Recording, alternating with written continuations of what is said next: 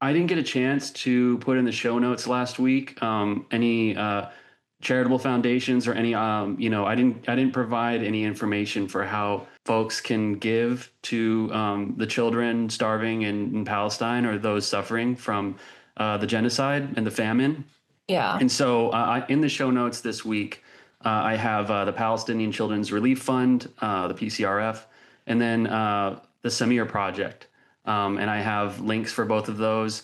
They on good authority. These are great places where even the smallest donation will make a material difference in the lives of these people that are just, living on the absolute edge of, existence and fighting, for their next breath. And I made a couple of small donations earlier this week. It's the end of the month, so I'm not exactly flush, but the way that I try to look at it is like, well, what's the next coffee I'm gonna go get out somewhere, or what's the next little like luxury, or comfort for myself, and do I really need that? And if I don't really need that, then maybe somebody else who is really needs it could benefit from it. So that's just me, my personal kind of like one way I'm working through it. So the links will be in the show notes if you're so interested. And yeah, and that's it. I just felt like that was some unfinished business from last week.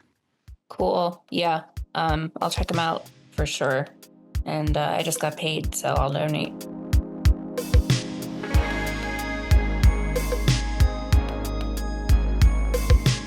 What is it you wanted me to reconcile myself to?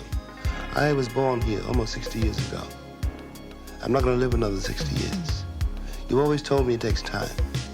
It's taken my father's time, my mother's time, my uncle's time, my brother's and my sister's time, my nieces and my nephew's time.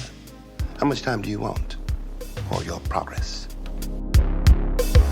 Welcome to Outside Issues with Audrey and Patrick. My clients, my coworkers, we're all hormonal. I don't know. It's like a blood moon rising kind of thing going on.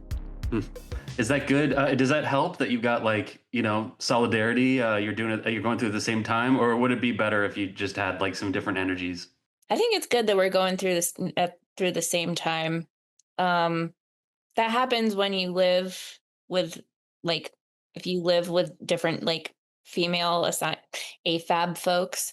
Um, for example, a sober living with 10 people, everyone's going to get in sync. So everybody's all crying and using tampons at the same time. Audrey origin story. Yes, it's Audrey lore. Yeah, I was in Redondo Beach and it was called the House of Miracles, and it's been shut down since. Pretty much all of my recovery friends are from that house. God, I've made such good memories. Got my sponsor over at that house. I want to say like my big sister. She's my friend Dominique. She's like my big sister.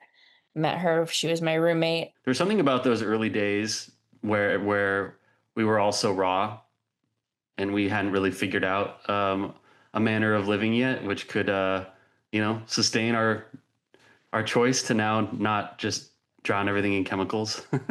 Right. And yeah, I mean, it was special. Like I had a lot of fun. Did you ever happen to go to the Young Peeps meeting at the South Bailano Club? Mm-hmm. Oh I love yeah. that meeting. I mean, I remember I went to my first like sober party in my Yeah. first year. It was for Halloween. And it had been forever since I experienced that, where I just sat with like a Monster Energy drink or something. I had some kind of caffeinated beverage and everybody else did. And we were all just kind of a little bit awkward and just like, Yep. not really comfortable in our own skin, but because we were all not comfortable in our own skin, there was a very pleasurable vibe to it all. And like, I'll always just remember that I felt like it was going to be okay. Doesn't the young people meeting have a gong, or is that something different? Gong Show is a different meeting, and there's a lot of crossover. It's like a lot of the same people go to both, but both are very like, I don't want to say hip, there's not a lot hip about being an AA, but definitely like, I guess there can be. Getting to call yourself an alcoholic, it has some sort of like power to it. I don't know. One of my idols is Mark Maron, who he podcasts, so that kind of got me into podcasting in general, was just through listening to WTF. And he's also a longtime sober. watching his comedy and watching, he made a show about his life, and listening to the podcast episodes where like I almost got like a kind of a rock star. There was a rock star energy to it, but it was Like the absent all drink of or the energy? no the just the energy of him, I thought, and Okay. like his lifestyle and what he'd been able to forge in his recovery was like very aspirational. But he was a guy who he is a guy who loves drugs and alcohol and every cigarettes and all the yummy stuff, but just chose to abstain, but like kind of kept the spirit, I guess, like a rebel spirit. And he was one of the first people that showed me before I got sober that it could be fun and kind of cool and an identity that you could wear on your sleeve and not be ashamed of it. I got a long way to go in my healing journey, but part of my healing journey was accepting that I'm addicted to substances and I always kind of will be. There's always going to be a risk. It's just not something I can do anymore. I can never have alcohol. I can never have drugs. So, I attended a really amazing meeting earlier today and got to lead, and it was the Beyond Belief Agnostics and Freethinkers meeting in Toronto. So, some Canadians in there. It's always great. I always Yeah. remember with Zoom that you get to like step into these international fellowships. Yeah, I have yet to do that, which is kind of crazy, but awesome. Wait, really? I have never attended an international meeting. No. Well, this is going to sound cheesy, but you are depriving people, of yourself. You gotta do it, and I'll get some links together and send them to you. Some good Cool. ones that you could might maybe we can do them together. But Mhm. yeah, but I got to share our podcast with them, and they liked what I had to say, obviously, and they seemed really stoked about, there's my other podcast, Emotional Sobriety, and then Yep. this one, and I got to advertise it. I got to give them the complete pitch, which is, this is more politically oriented, and then the other one is, strictly, recovery and mental health. But yeah, like not only just the possibility of having some content to listen to kind of like help them with their program, but also just that I gave voice to like the political turmoil that a lot of us are feeling, but there's not always like a safe space to talk about it in these 12-step groups because yeah, I mean, just for reasons we've gone over. So we can bring some more people into the fold. I'm kind of excited. So I have a lot of clients who are very much in distress about what's going on in the world. And so our sort of plan is like triaging like where you are on like the totem of distress, the totem pole of distress. So it's like sort of at the highest top, you have somebody who's reading the news every moment of every day and being so distressed that you like sort of isolate yourself and close in on yourself. um, that requires some moderation and kind of just like alcohol. I think we were talking about being a political junkie, but that kind of is at the top of seriousness. Then there's people who feel helpless, and but they can't watch the news because it's too triggering to them, which politically and then personally would have like I would have a problem with that because I personally believe even if it's triggering, you gotta know what's going on. Because if your head is in the sand, then what are we doing? I don't know how else to explain it, but Yeah, well, find maybe the way to like to deepen that would be to say to find some toehold and like involvement with the broader society. Get involved somehow. Get have some kind of community consciousness. It could be in your A fellowship, or it could be at your workplace. There's a lot of ways to take your head out of the sand, I guess is what I'm saying. Yeah. sure, yeah, that's the sort of the second distress tolerance I teach is if it's really triggering to you, go into a community, you know, go to a talk to another person, just one person, because as we know, being in Alcoholics Anonymous, it just takes two people to form a meeting. So just being in a community, talking about it. And like you said, going to do other things like kind of like what we're doing. So what I've maybe stupidly done this week is talk about our podcast to my clients because they have been very distressed about what's going on. You brought to my attention something really heinous. Yay. Another heinous thing to explore. I loved Ryan was such a joy, because that was the episode that we about Disability Pride Month, Yeah. where we really got to look into the light side of the moon, and we're back on our old shit. So you could you could set it up, I guess, Audrey. Yeah. So Trump signed an executive order and, well, really two executive orders that, as a social worker, as a mental health professional, I am disgusted by and ready to put up a fucking fight because what's going to be happening is a catastrophe, a mental health catastrophe, a houseless person catastrophe, an addiction catastrophe. And that's the bill he signed that's titled Ending Crime and Disorder on America's Streets. So I'm going to go ahead and read the bill, the executive order directly from the White House, bits of it. Endemic vagrancy, disorderly behavior, sudden confrontations, and violent attacks have made our cities unsafe. The number of individuals living on the streets in the United States on a single night during the last year of the previous administration, 274, 224, was the highest ever recorded.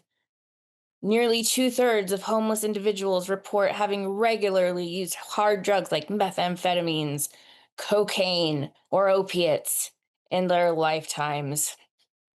Shifting homeless individuals into long-term institutional settings for humane treatment through the appropriate use of civil commitment will restore public order. In addition to this week, shutting down the sector of the 988 suicide and crisis hot lifeline for LGBTQ plus individuals. That exists no longer. I think I would be damned if I remember when it first started. But 988 suicide and crisis hotline is an incredible tool for us as professionals. So now we're diverting LGBTQ folks who are feeling suicidal, who would like to speak to somebody while they're in crisis, to places like the Trevor Project, which I'm sure that people know. So these two things have irritate is not the right word, infuriated me this last week. This is a moralistic framing of homelessness. This is like a punitive framing of homelessness. It's been going on in America for a long time under neoliberalism. Looking at, these systemic crises as individual and moral failings. And this is kind of like, this has got that Trump razzle dazzle. So it's taking an ideology that's been ongoing and just kind of like making it even more brutal. The first thing that I recognized, or the thing that stands out to me and other professionals, is there's no more 72-hour holds for homeless individuals. And 72-hour holds, you have to be one out of three categories. You have to have suicidal ideation, homicidal ideation, or have a grave disability. And it's really sort of like in and out and really specific with that criteria. So if you report to somebody, say like a therapist, that you have a plan and intent and means to kill yourself, that is a legal basis to get you in an institution for 72 hours at the very least. Got it. Yes. And then the medical staff or the hospital staff sort of determines how long that you would stay there. There's legalities involved sometimes too. In California, it's called 5150. or That's how I know it. Yep. yeah, that's in California. Here in Washington, I don't think we have a name for it. Just 72-hour hold, and it's hard to get out of the California jargon of 5150. Um, so suicidal ideation is definitely the most common reason why a person would be put on a 72-hour hold in a psychiatric facility. Um, Second one is homicidal ideation, which is super difficult to define for the average person, I suppose. So with homicidal ideation, it's not just like I want to kill this person, just being frustrated and saying I want to kill my mom. Like that's a normal thing to say, let's be honest. And it's pretty normal. Fair. That's fair. Yeah. Yeah, we've heard it in meetings. Specifically, if you report to somebody that you have a plan or an intent and ways and means of killing a specific individual, you have to report that. The whoever hears it has to report it, and that individual goes into a psychiatric hold for another 72 hours as well. It's just the other, suicidal ideation versus killing yourself versus somebody else. And I can go into maybe there's a famous case that was brought upon because somebody's therapist did not warn a potential homicide victim that their client was going to be carrying out a plan to murder them. That's sort of the legal basis for that. It's a mass incarceration of homeless people who are deemed clearly. It's very clear by the executive order that just because you are homeless means you're a threat. Yeah. So it's a mass incarceration of unhoused folks. What I'm envisioning is, of course, this happens with suicidality too, is the police, law enforcement gets involved. Sometimes EMS or the firefighters aren't involved. So a lot of times law enforcement is involved. And I mean, I can attest to this. I have a friend who would have episodes pretty frequently. He had PTSD and, kind of rage and anxiety issues. And yeah, he would just flip out. I mean, sometimes more than once a month. And almost every time he was, they were police officers that saw to him. You know what I mean? It wasn't not a mental health professional who was necessarily equipped to deal with it, to de-escalate. It was cops. And lucky for him, he got seen to by cops that were willing to work with him, but Yeah. you don't know what you're going to get. You don't know what cop it's going to be. And, we all know what happens if you get the wrong cop. Yeah. Especially if you're a BIPOC person, um, or a trans person for that matter now, which is just a whole other brand of marginalization. So I foresee law enforcement using homicidal ideation against homeless folks to put them in an institution indefinitely. Reducing, who they would think of as freeloaders in the population, that should not be given any kind of support from the state, so that they can continue that upward transfer of wealth, Right. and yeah, and like the most vulnerable populations are obviously the easiest, the most likely candidates for that because they don't have a lot of shooters, they're not a lot of people, powerful people looking out for them. And so, yeah, and private prisons as a, for-profit industry in America are booming. In all this misery, there's a lot of profit seeking that, is also part of the story and it's also driving it. Housing inequality, income inequality are contributing to this, and tying it back to the banning of the LGBTQ portion of 988. That again sort of puts trans folks in a bin to in my eye, as an indirect genocide. We obviously have a genocide going on in Palestine right now, a very obvious one. This, to me, feels like an indirect genocide of trans folks because of all of the stigma out there and all of the attacks. Before it escalated to this point, when it was just the marketplace of ideas with Jordan Peterson, and talking about who and who is not a woman, this misinformation will be used as a pretext to immiserate and to disempower, and to do to trans people what we're seeing now.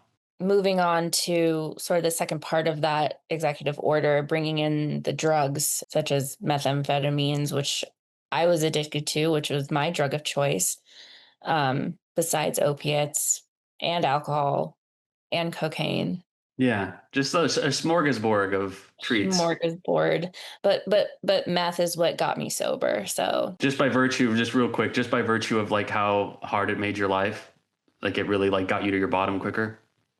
yes. Oh Yeah. my God. It drives you insane.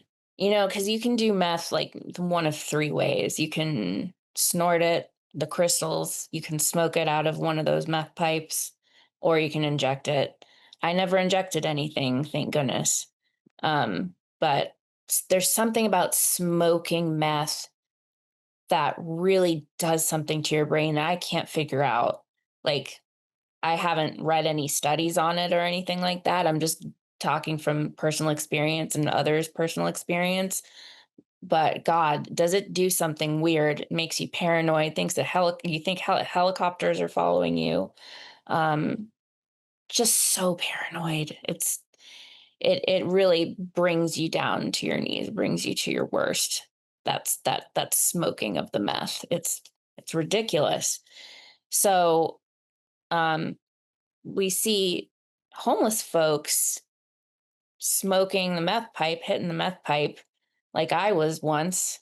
I've technically been homeless at a certain point, living out of a motel with my abuser, who I was with for 2 years. Um, you see a homeless person smoking meth or high on meth, and meth will change your behavior for sure, but it's so addicting. Because like any other drug, it makes you feel good, makes you feel like who you want to be. So there are some behaviors, specific behaviors that go along with meth use, such as, pacing and, like I said, paranoia. But to a homeless person, that those behaviors are going to be put on display because you're out in open air. And what happens when somebody usually sees a meth addict, usually talking to themselves, usually just really bizarre behavior? They're going to think that's a dangerous person. And I was once one of those dangerous people, I guess, because I was talking to myself. Would you agree that yes, they can be dangerous, but then that makes it all the more imperative that you house them? Yep. Yep. If we're deciding that these are human beings with value despite their illness, and you don't just want to dispose of them, and that's No. to me is a conversation. Sadly, I mean that's where we're at. That is where we're at. We're now sending them to mental institutions. And if you haven't been a patient in a psych ward, I'm very jealous of you, because in my experience, it can be the worst thing that's ever happened to you, be the worst place, one of your worst moments that you could ever be in. Terrifying, um, dehumanizing, especially if you're in a psychotic state and you have to take antipsychotics, which is what happened to me a couple of times. I was forced to take a drug called olanzapine, which is an antipsychotic that just knocks your socks off. Um, so we have And not this. in a good way. No, in a like fall down on your face first up on this horrible plastic bed kind of way. Um, anyhow, so we have in like indefinite institutionalization of homeless folks who are you and who are using substances, who are addicted to substances. What's that going to do? As a, a cisgender, for the most part, white woman, I have been lucky to be in psychiatric facilities that have good accommodations, have great amenities, have great physicians, psychiatrists, nurses.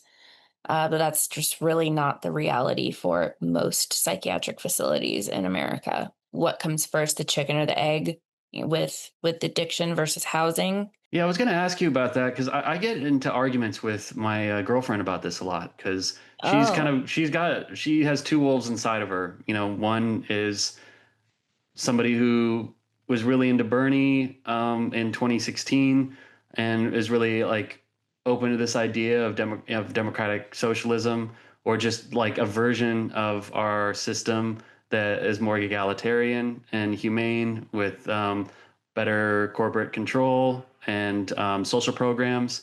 And then there's the side that she grew up in extreme poverty. Her parents are Vietnamese expats, and I heard this term survivor's trauma a while ago. I was listening to something, and this whole thing about like she's gotten to a place in her life and she's worked very hard to reach, and she sees almost like the journey that she took to get there as necessary to her, coming out of her chrysalis. And like she kind of looks at, there's a part of her, and I'm just using her as a case study, what I mean? But I think there's a lot of people who probably feel this way, where it's like, look, we've got the system we've got, and is a better allocation of our energy to beat our fists against the wall, or to basically nut up and acclimate yourself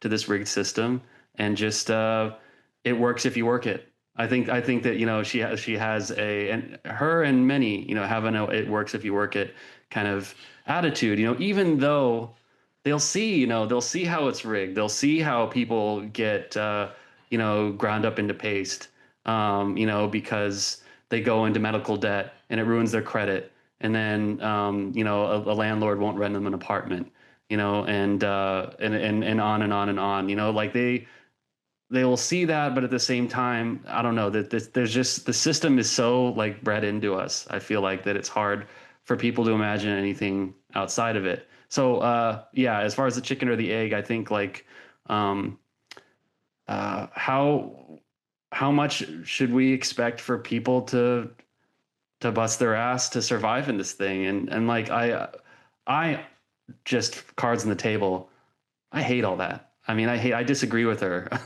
like 100%, and we argue about it all the time.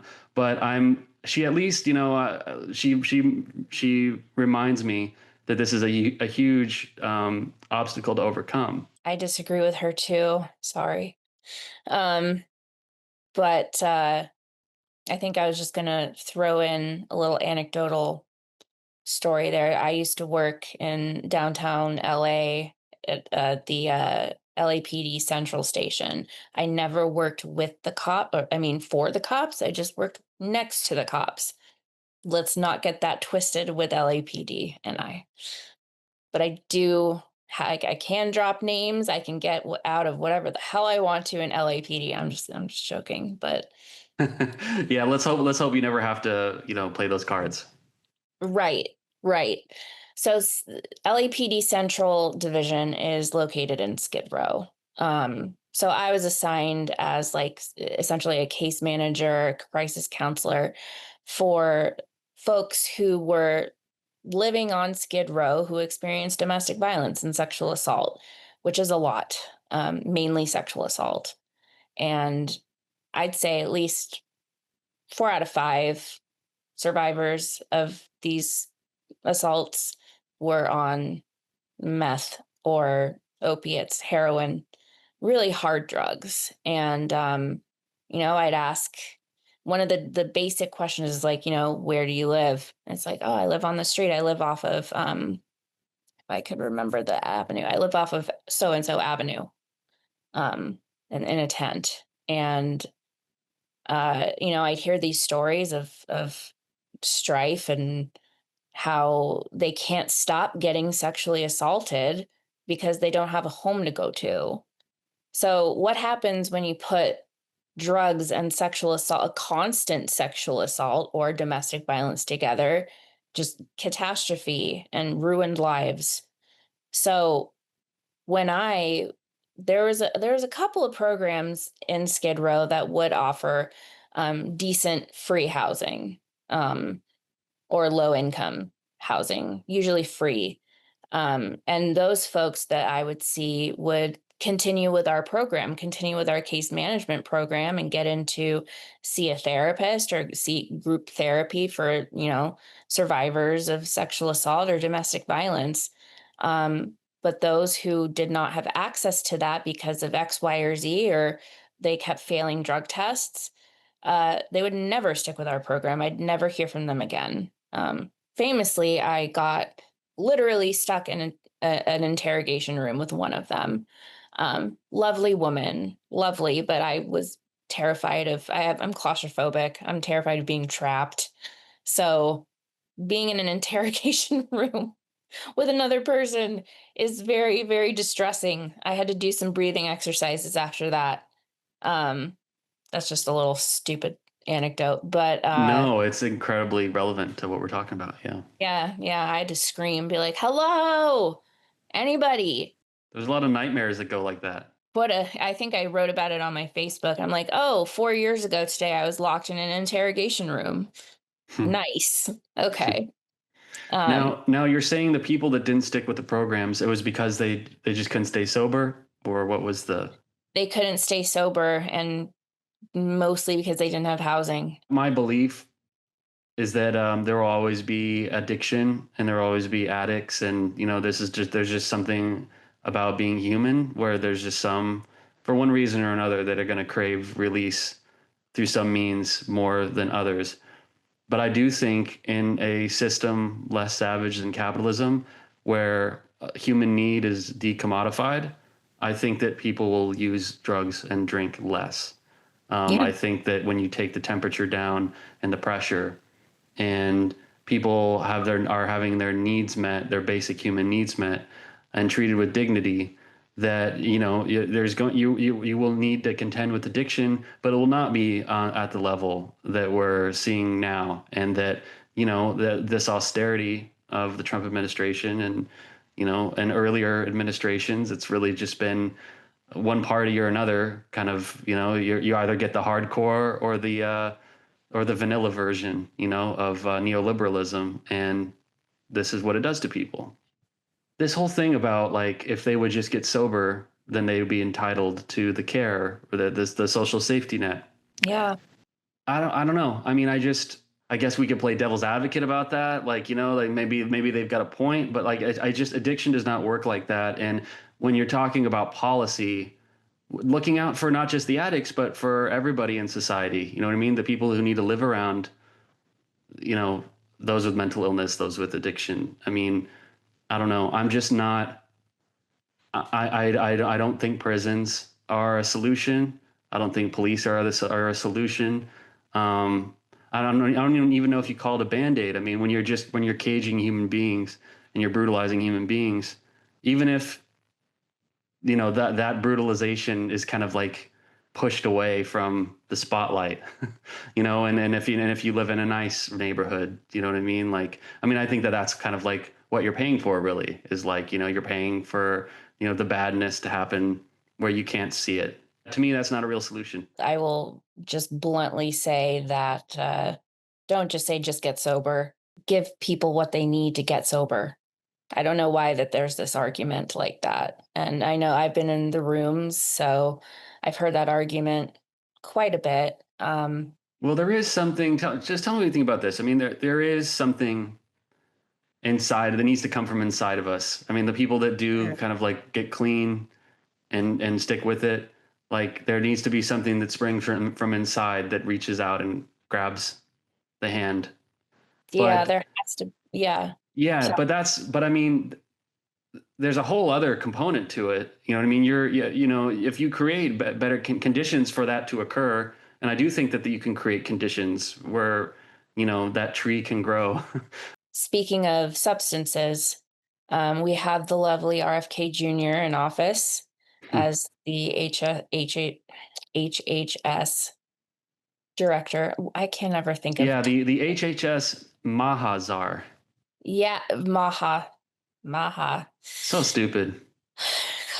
God. So he thinks that, and like you were telling me, the most recent mass shooting, I guess he criticized this man who criticized SSRIs, Yeah, antidepressants, an right? Or antidepressant. yeah. Antidepressant. So it fixes the serotonin in your brain. Hmm. Not everybody is on them, not everyone agrees with them, and that's totally fine. I've been on them, I've been off them, Same. right? Yeah. Shout out to Zoloft and to Prozac and I almost said the word escitalopram, all of that stuff. Wow, that's a cool word. Escital, yeah, that's Prozac. No, no, no, no, that's Lexapro. Excuse me. I know way too many pharmaceutical terms for my own good, but that's why I was a pill popper, right? Well, we talked about Silver Linings Playbook like a couple episodes ago, and one of my favorite scenes in the movie is when Bradley Cooper meets Jennifer Lawrence, and they're immediately just like talking about all the mental hospital drugs that they've been taking, and Yeah. yeah, Yeah, it's like you match based on what meds you're taking. So, yeah. I got my lamotrigine crew out there. RFK Jr. openly criticizes SSRIs, any mental health medication. I have a person in my life close to me who loves him and doesn't really look past the fact that I have to take mental health medication in order to survive and stay out of the institutions. But what's the flip side, and doesn't make much sense to me, is that okay, we've got RFK on one hand putting down mental health medication, including antipsychotics, and then we have this executive order putting homeless folks in institutions and force giving them mental health medications. So it's like Right. pick a lane. The anti-SSRI argument, I was seeing that a lot around earlier mass shootings. Whenever, the Republican Party, and I'm just going to pick on them in this instance, didn't want to do any gun control. And so they would point to, just let's keep it in the realm of mental illness and and medication. Violent video games, I suppose, can be another one. Just to throw some things into the mix. The whole RFK phenomenon. I mean, what I've always felt about it, he's like a strong advocate for individualized like health fetishes.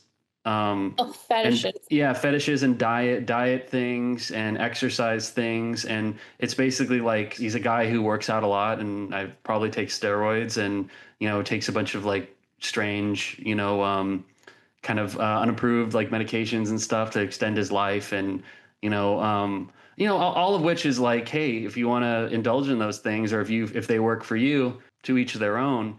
But putting a guy like that in government who's just going to tell me what I as an individual to make myself healthier, what do I need you for? I've got Google, or now we've got Chat GPT. Like, we need somebody to read our Chat GPT to us, or do we need like a state that can actually kind of like, craft policy or kind of like provide some material support that will aid in our better health? Like I've always just felt anybody passionate about RFK, I'm like, you just need an influencer. Sure. Is that what this is about? You just need an influencer, Yeah. but he's got the White House crest behind him. Yeah. Does the Make America Healthy Again apply to homeless individuals, or are they even people? The powers that be, like, are they people? And the answer is no. Your point to mass shootings, and the sort of go to like stronger mental health policies instead of gun control. Um, as a person with a serious mental illness, it's incredibly hurtful. And I recognize my privilege all the time, but there's certain things that I do get hurt by. And if there's a mass shooting, it's like, oh, blame the bipolar people, blame the schizophrenic people. And we are, as individuals who suffer from these types of things, are more like statistically more likely to be the victim of a crime rather than the perpetrator.